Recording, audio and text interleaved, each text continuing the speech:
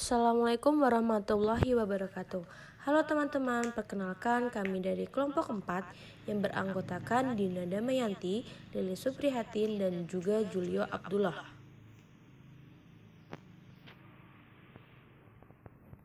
Nah, di sini kami akan menjelaskan tentang manajemen risiko pasar.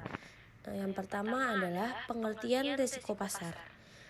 Risiko pasar merupakan risiko kerugian akibat penurunan harga pasar yang terjadi karena adanya perubahan faktor pasar dan berpotensi merugikan posisi portofolio bank.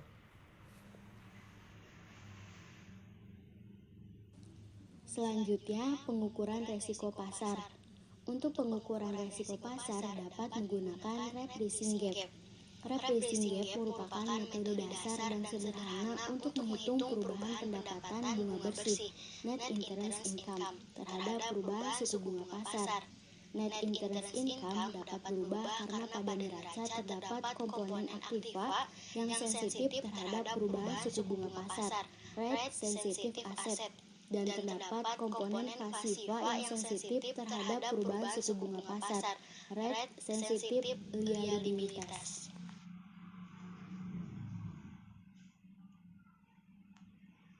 Untuk step yang keempat itu kalkulasi risiko pasar. Penjelasannya ada di slide kelima. Nah, bank wajib menyediakan modal dalam jumlah tertentu untuk menutup risiko pasar atas portofolio yang dimiliki. Sebagai contoh, risiko pasar bisa terjadi jika pertama bank menggunakan kupon tetap untuk membeli obligasi. Apabila harganya menurun, suku bunga bisa meningkat. Dan contoh lainnya, bank mendapatkan pendapatan utama dari kredit yang memberikan bunga bersih atau disebut dengan net interest income.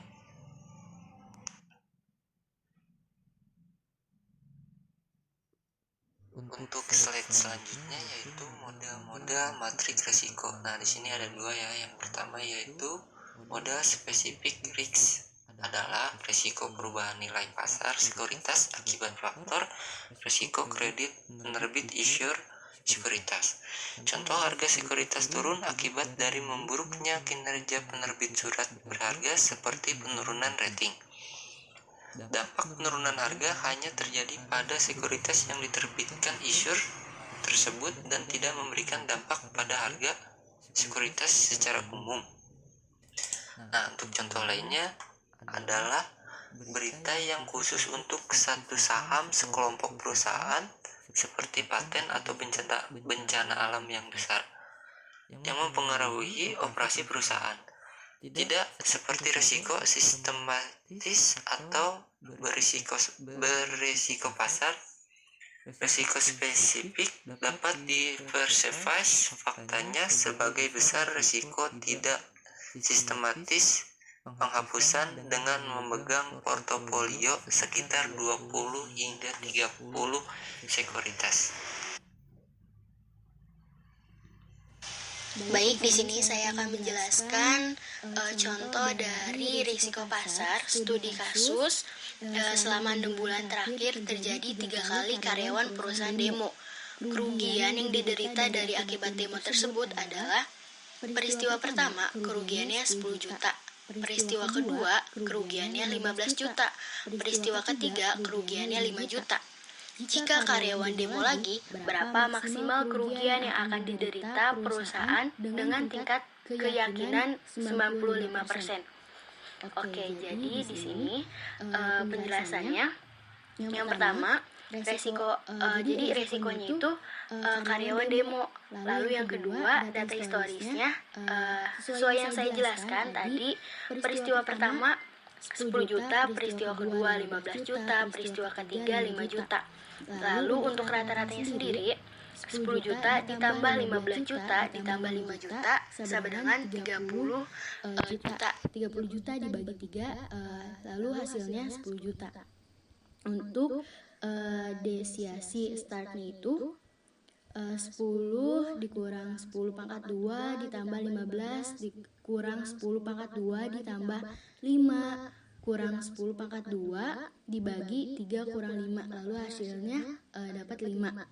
Selanjutnya, tingkat keyakinan yang diinginkan yaitu 95%. Lalu mencari nilai Z.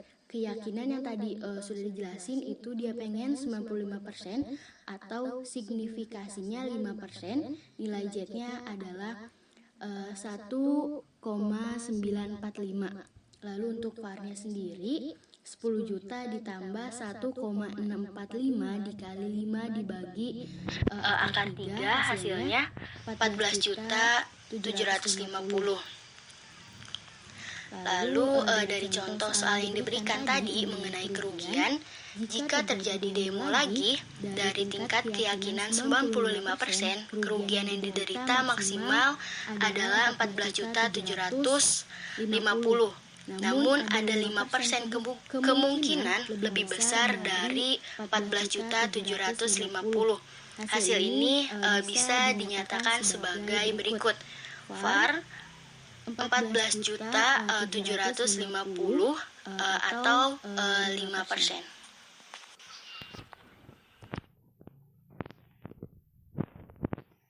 Dan kesimpulan yang dapat kita ambil dari materi ini yaitu risiko pasar adalah risiko yang terjadinya penurunan harga pasar sehingga kita akan mengalami kerugian.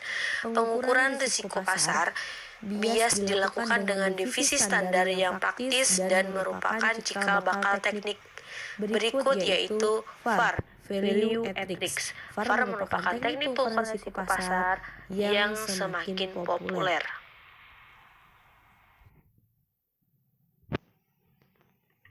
Mungkin sekian dari kelompok kami. Terima kasih banyak teman-teman telah mendengarkan. Mungkin teman-teman ada yang ingin bertanya